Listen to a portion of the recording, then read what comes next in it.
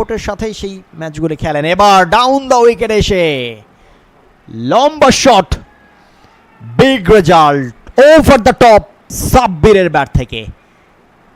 অর্ধশত রান পূর্ণ হলো এই 6 মারের মাধ্যমে।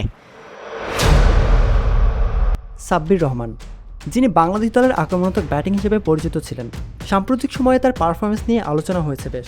তবে আজকের এই অর্ধশতক প্রমাণ করে তার ব্যাটে এখনও বড় ইনিংস খেলার ক্ষমতা রাখে। তার ইনিংসটি শুধু একটি 50 নয়, এটি ছিল দলের প্রয়োজন মুহূর্তে দাঁড়িয়ে যাওয়ার এক উজ্জ্বল দৃষ্টান্ত।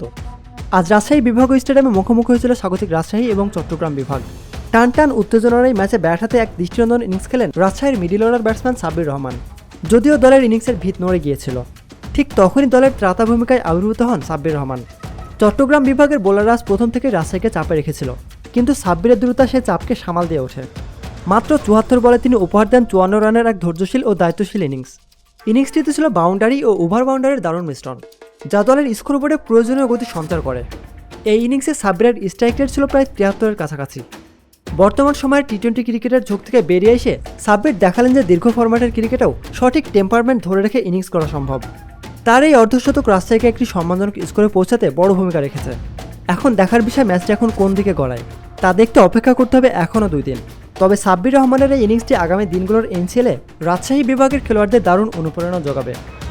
প্রতিনিয়ত খেলাধুলার আপডেট জানতে খেলাযোগ টিভির সাথেই থাকুন।